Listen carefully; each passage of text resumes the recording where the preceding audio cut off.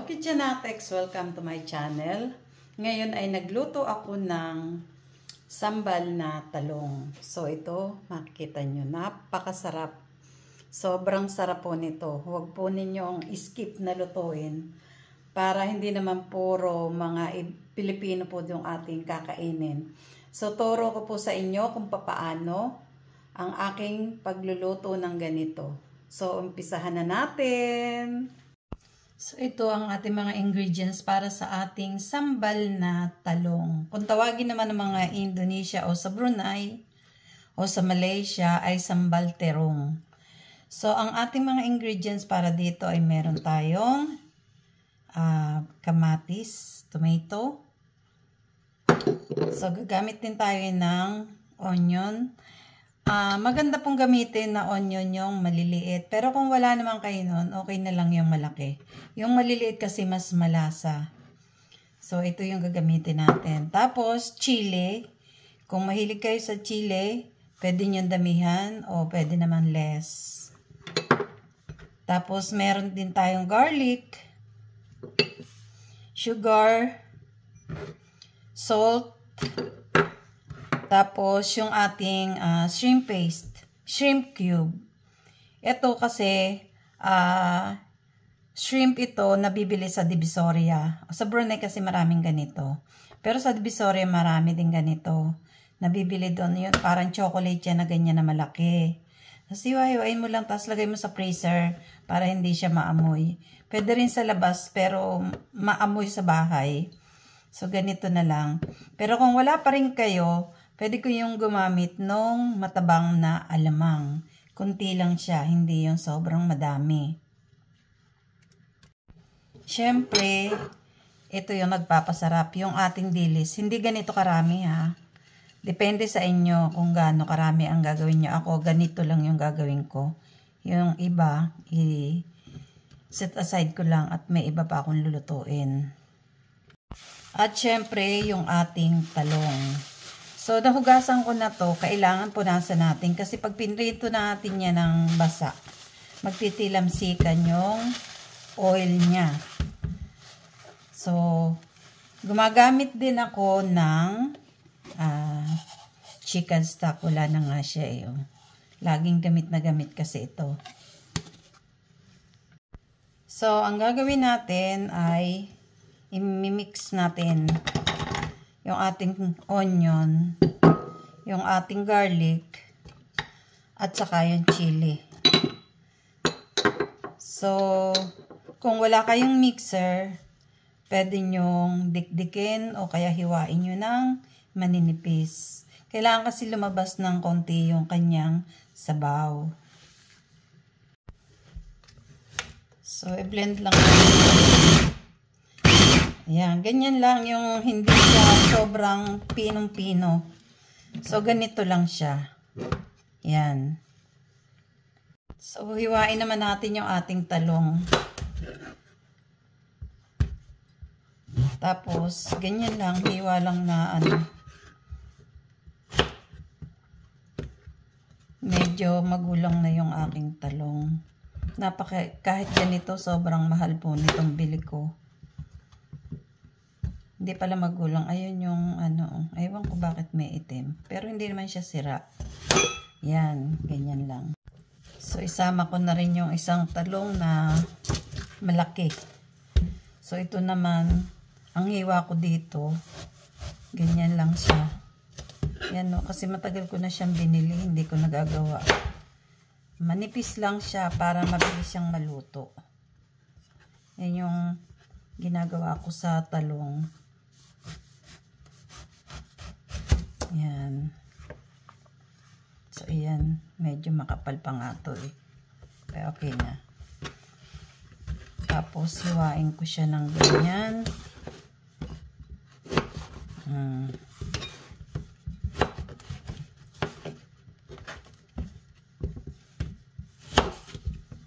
So, pag ganitong marami yung talong na ginawa ko, dinagdagan ko po yung aking onion.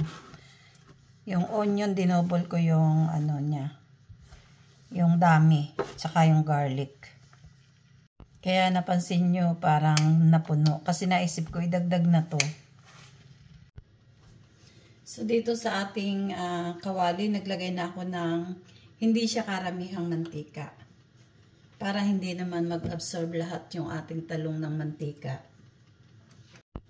So, mainit na yung ating mantika. Lagay na natin yung ating talong. Pag nakikita nyo na medyo nawawala na yung mantika, magdadagdag lang kayo. Ayan.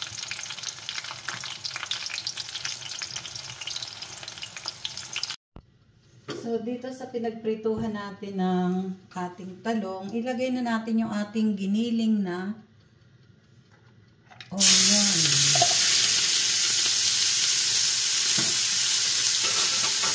Ilagay na natin siya lahat.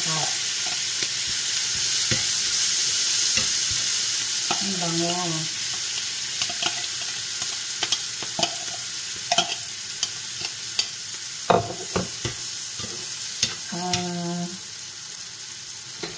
Nakalimutan ko yung ano. Ito yung unahin natin ay prito. Pero mapiprito naman siya. Yung ating sambal. Yung ating shrimp paste. Yan. Ito pala yung inuuna. Nakalimutan ko lang. Sorry. Lagi na lang may nakakalimutan. So, ayan. Napiprito naman siya. Yan. Kasi kailangan maprito to. Mabango kasi pagka piniprito.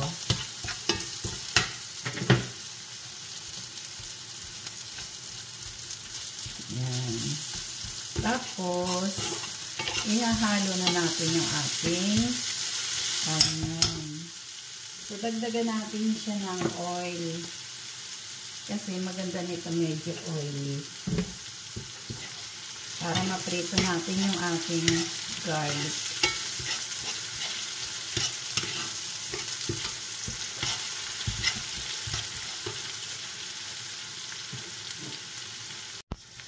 So, lagay na rin natin yung ating tomato. Para, ang purpose lang natin dito, yung parang nalalanta lang siya. Tapos, yung ating salt. Yan.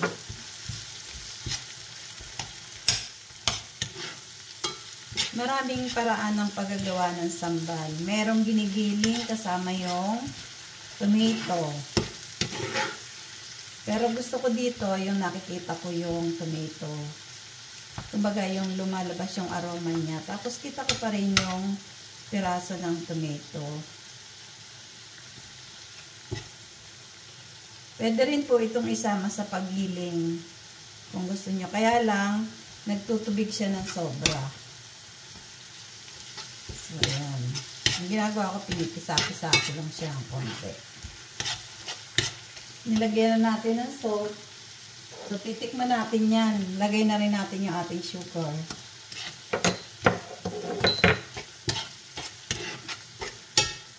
So, ang sarap na yan. Tapos, lagay na rin natin ng kaunting chicken stock.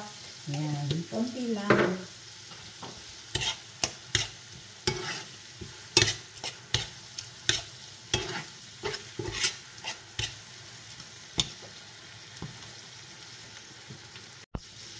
Pag ganito na naluto na yung ating onion, pwede nyo tanggalin yung ayaw nyo ng sobrang mamantika. Tanggalin nyo yan. Pero alam nyo, malasa yan. May lasa din yan.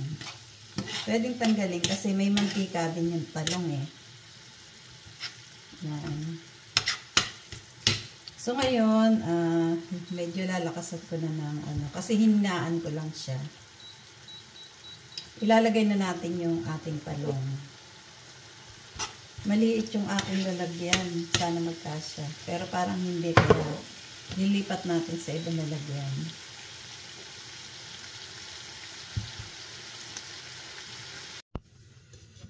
So, ilagay ko na yung talong sa kawali.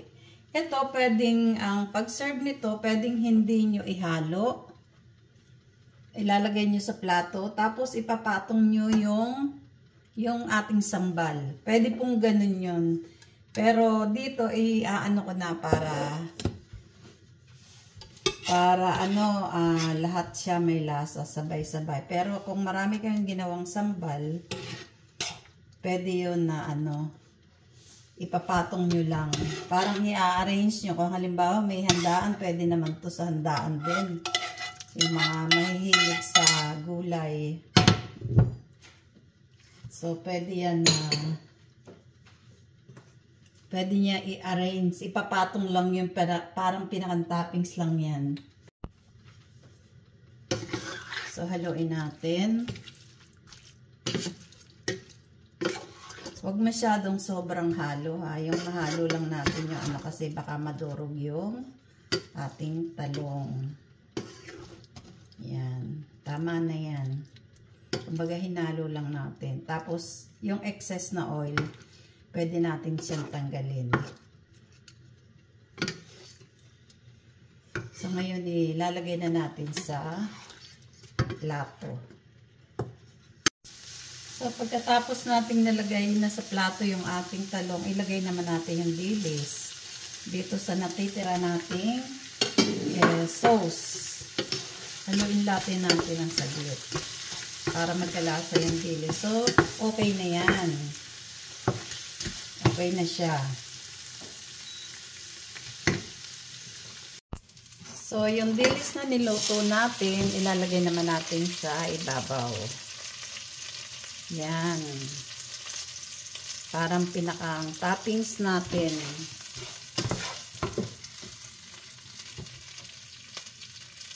Yan. Ang sarap po niyan. Ako.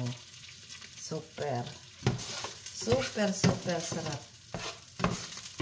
Nung una, ayaw kong tumikim ng ibang luto ng iba. Na lahi. Always Filipino food ang gusto ko. Pero since ng mga nakasama ko sa bahay, Indonesia, mga nagtatrabaho sa restaurant. So, ayan. Natuto na kaming mga Pilipino kumain ng sambal. So, ayan. Mantika pa lang yan. Ulam na ha. Sa totoo lang. Kasi andyan yung lasa niya. Pero yung ayaw ng oil, huwag nyo nang lutuin ito. Kasi ma-oil. Siyempre, yung talong, pinrito mo. Tapos yung pinrito mo rin. Ang sarap po nito. Promise. Sobra.